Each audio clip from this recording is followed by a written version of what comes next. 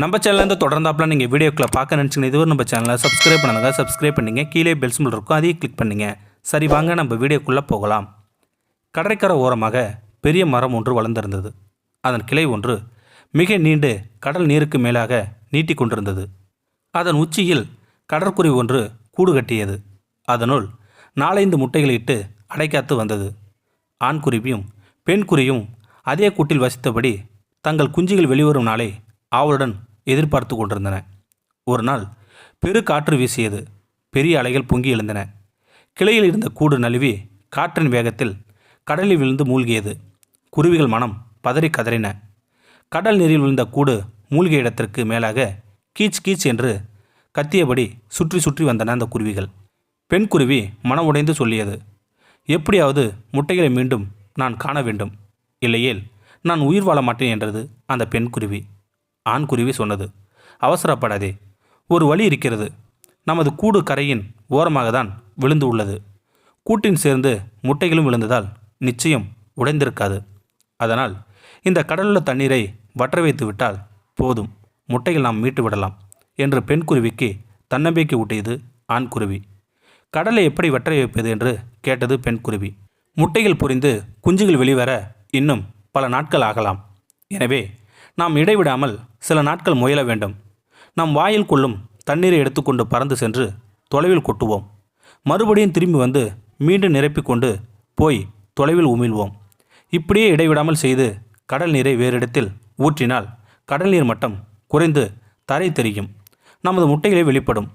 இதையடுத்து 2 குருவிகளும் தன்னம்பிக்கையுடன் ஊக்கத்துடனும் செயலில் இறங்கின.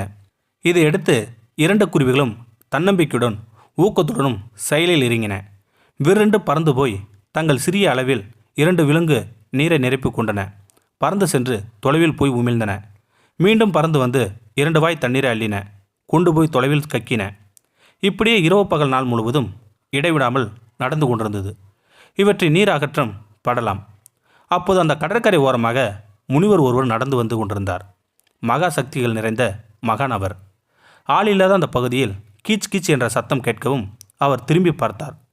2 குருவிகள் பறந்து போவது கண்டு சிரித்தபடி மேலே நடந்தார் அந்த மகான். மீண்டும் கீச் கீச் என்ற சத்தம். குருவிகள் கடலுக்கு மேல் பறந்தன. எதையோ அள்ளின. மீண்டும் பறந்தன. இப்படியே பலமுறை நடைபெறவும் முனிவருக்கு வியப்பு. கடலில் இருக்கும் எதையோ கொத்துகின்றன. அங்கு இறை எதுவும் இல்லையே என்று நினைத்தார் அந்த முனிவர். உடனே அந்த மகான் கண்களை மூடினார். உள்ளுக்குள் அமர்ந்தார். மறுகணம் அவர் மனதில் எல்லா நிகழ்ச்சிகளும் படம் போல் ஓடின. அவர் மனம் உருகியது. முட்டைகளை இழந்த தாயின் தவிப்பு, கடலையை வற்ற வைத்தாவது முட்டைகளை மீட்க வேண்டும் என்ற அதன் துடிப்பும் அவரது உள்ளத்தையும் நெகிழ செய்தன அந்த முனிவருக்கு. உடனே தனது தவப்பழத்தை ஒன்று திரட்டிய முனிவர் கையை உயர்த்தினார். மறுகணம் கடல் சில அடிகள் பின்வாங்கியது. அங்கே கூட்டுடன் இருந்த முட்டைகள் தென்பட்டன. குருவிகள் அதை பார்த்ததும் குதூகலத்துடன் கீச்சிட்டன. ஆளுக்கொன்றாக முட்டைகளை பற்றி கொண்டு போய் வேறு இடத்தில் சேர்த்தன அந்த குருவிகள். நான் அப்போதே சொன்னேன் பார்த்தாயா, நமது ஒரு நாள் உழைப்பால் கடல் நீர் குறைந்தது, முட்டைகளை மீட்டு விட்டோம் பார்த்தாயா என்றது ஆண் குருவி பெருமிதமாக. முனிவர் சிரித்தபடி தொடர்ந்து நடந்தார். இங்கே குருவிகள் முட்டைகளை மீட்டது அவற்றின் உழைப்பால் அல்ல, முனிவரின் அருளால்.